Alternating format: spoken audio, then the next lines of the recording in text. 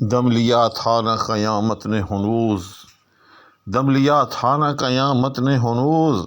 پھر تیرا وقت سفر یاد آیا۔ السلام علیکم ناظرین۔ تو وہ غزل جس کا مسئلہ اس سے پہلے پیش کیا جا چکا ہے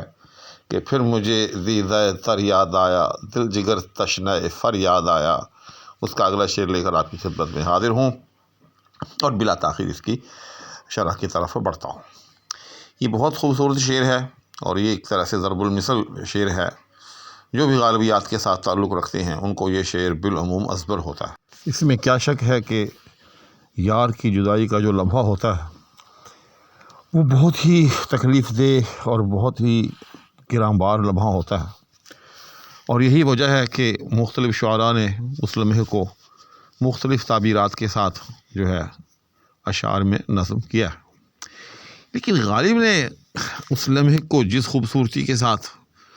اور جس استعاراتی انداز میں نظم کیا، اس نے اس شعر کو ایک طرح سے امر بنا دیا۔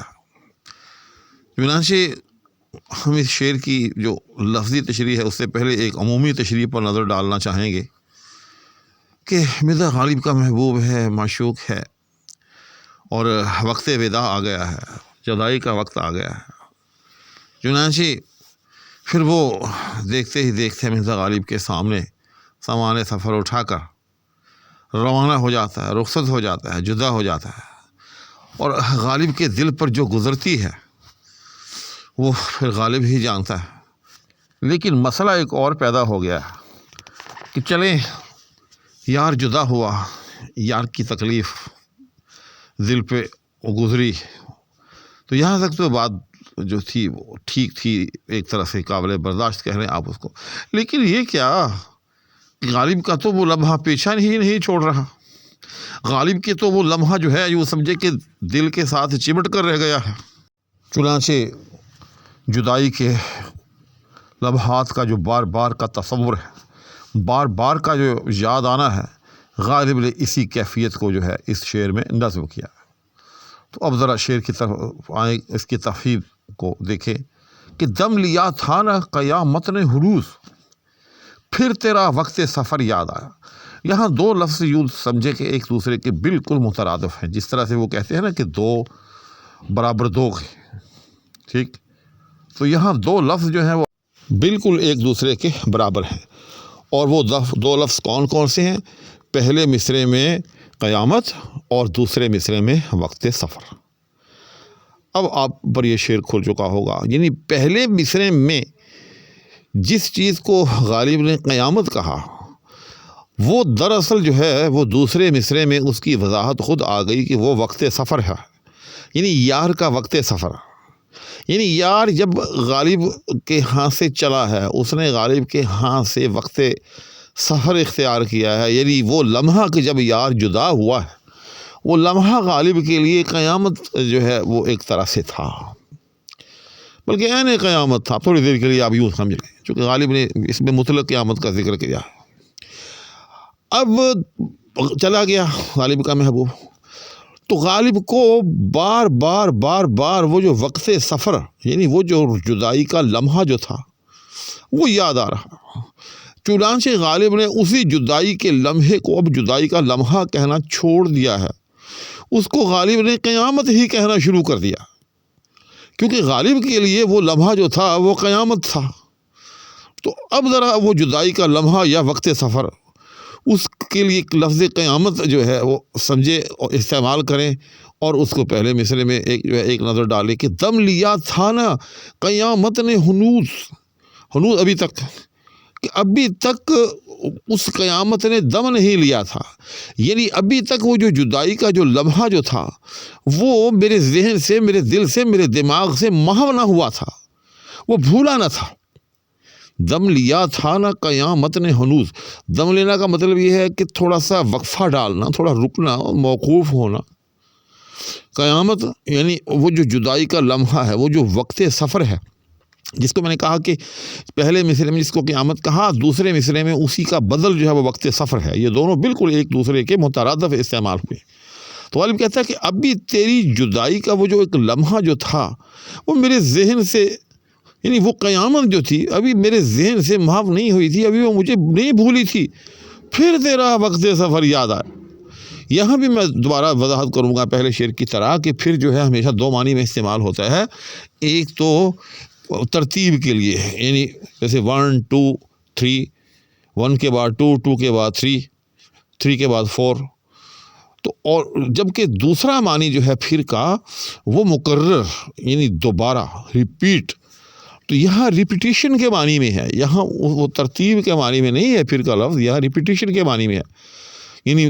مکرر، کہ پھر تیرا وقت سفر یاد آیا، کہ ابھی مجھے بھولا نہیں تھا تیری جدائی کا لمحہ، لیکن میں کیا کروں، وہ لمحہ ہی جو ہے اتنا گراں بار ہے کہ تیری جدائی کا وہ لمحہ مجھے پھر سے یاد آ رہا۔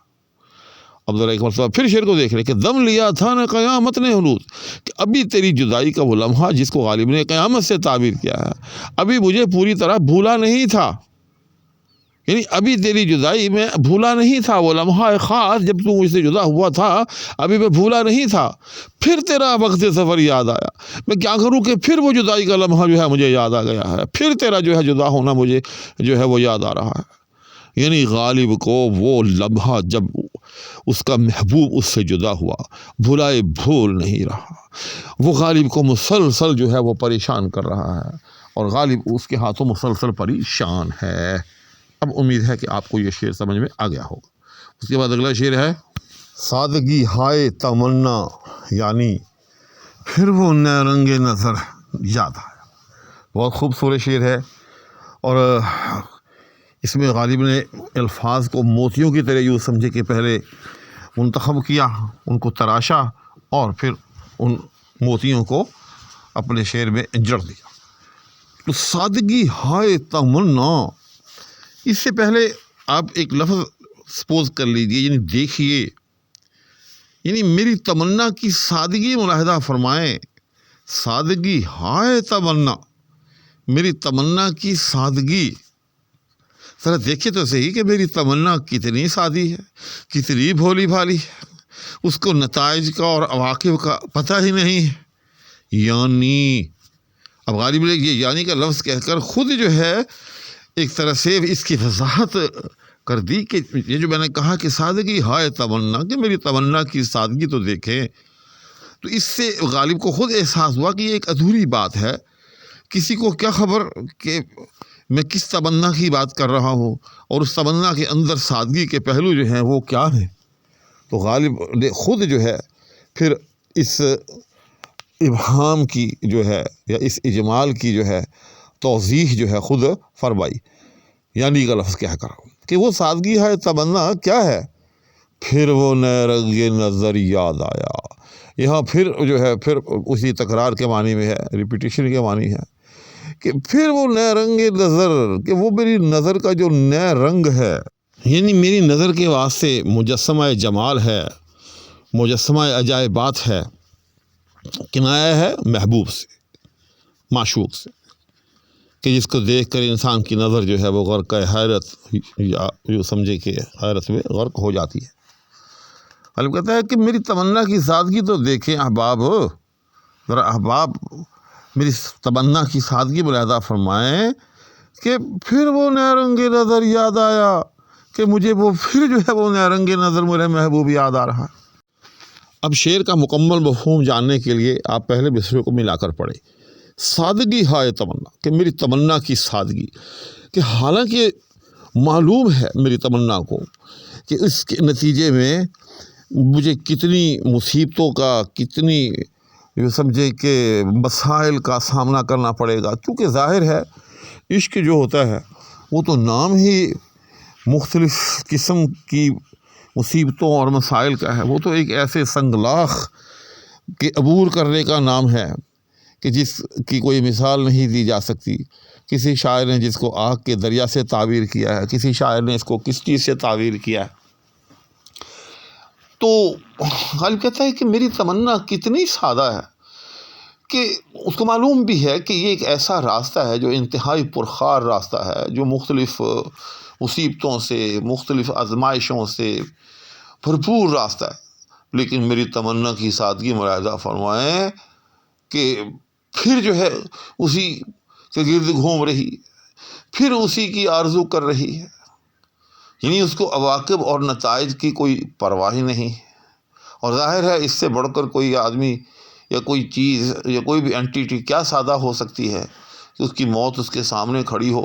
اور پھر بھی وہ چلا جا رہا ہو، پھر بھی وہ اینٹیٹی یا وہ شخصیت یا وہ چیز جو ہے وہ اسی یعنی اپنی موت کی طرف بڑھ رہی ہو۔ تو اس طرح سے غالب نے بڑی خوبصورتی کے ساتھ اور بڑے کمال انداز کے اندر جو ہے عشق کی حقیقت میں سمجھتا ہوں اس شعر میں بیان کی ہے، محبت کی حقیقت بیان کی ہے کہ محبت جو ہوتی ہے وہ بڑی سادہ ہوتی ہے، اس کے اندر کوئی شاطر پن نہیں ہوتا، وہ نتائج اور عواقب سے بے پرواہ ہوتی ہے، اس کی منزل جو ہے صرف اور صرف اپنے محبوب کا حصول ہوتا ہے، اپنے محبوب کا وصل ہوتا ہے۔ اس کو اس راستے میں پیش آنے والی مشکلات سے نہ کوئی خوف ہوتا ہے نہ ڈر ہوتا ہے، بلکہ اس کی نظر تو صرف اور صرف اپنی منزل پر ہوتی ہے۔ تو آج کی اس نشست میں